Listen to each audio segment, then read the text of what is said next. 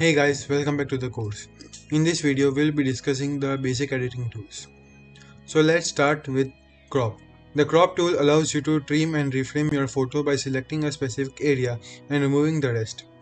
You can adjust the aspect ratio and size to fit the desired output. You can see the example over here. In this, we have cropped the photo in different size and you can see the result on the above part. This tool can help you to eliminate any unwanted or distracting elements in your image and enhance the composition. It enables you to change the image's overall feel or emphasize a particular aspect of the photo. The next tool is exposure. The exposure tool in photo editing software allows you to adjust the brightness and darkness of your image. Increasing exposure will brighten up the image while decreasing exposure will darken it. You can see in the example here. This is one a landscape photo. The correctly exposed photo is in the middle part. If the exposure is less, then the photo has been darkened and the exposure is more and the image is being brightened. This tool is essential for correcting underexposed or overexposed photos. However, it is important to be careful not to overdo it, as increasing exposure too much can lead to loss of details in the highlights and decreasing it too much will lead to loss of details in the shadows. The first photo is an example. Uh, the the middle part is correctly exposed and all the details are clearly visible. In the overexposed part, some of the uh, part has been lost to the light, and in the underexposed part some of the part has been lost to the shadows. The next tool is contrast. The contrast tool in photo editing software adjusts the difference between the brightest and the darkest areas of an image. Increasing contrast makes highlights brighter and shadows darker, resulting in a more dramatic and defined image. Decreasing contrast softens the image and reduces the visual separation between the elements. It's essential to use contrast effectively to enhance the mood and atmosphere of a photo. Emphasizing specific features or creating a particular aesthetic. Too much contrast, however, can lead to harsh, unnatural look. So it is important to use it sparingly and with intention. The next tool is saturation.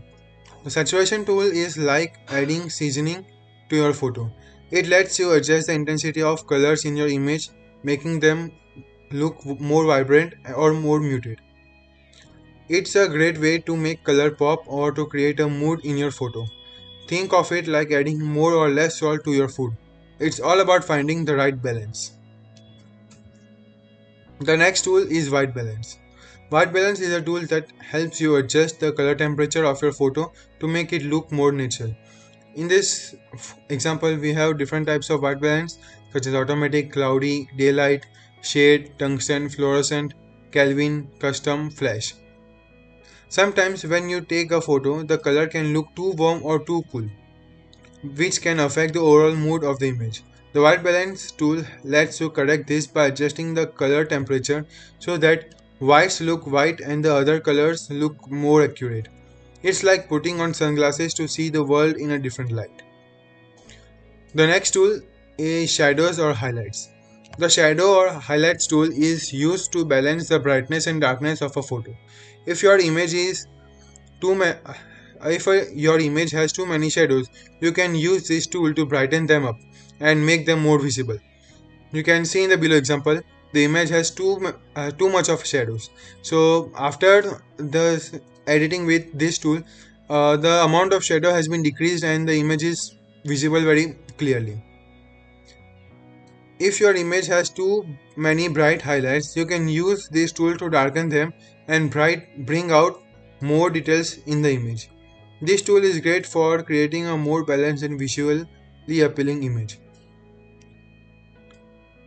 The next tool is sharpening. Sharpening tool in photo editing is like adding clarity and crispiness into the image. It enhances the detail in the photo, making it appear more defined and sharper. It helps you improve the overall focus of the image, making it more visually appealing. It's important to use this tool in moderation, as too much sharpening can create an unnatural look to the image. You can see in this photo the difference bit of a photo before sharpening and after sharpening. All the details of the subject is clearly visible. It's great for making small details pop out and making the image look more polished. That's all for this video. Thank you.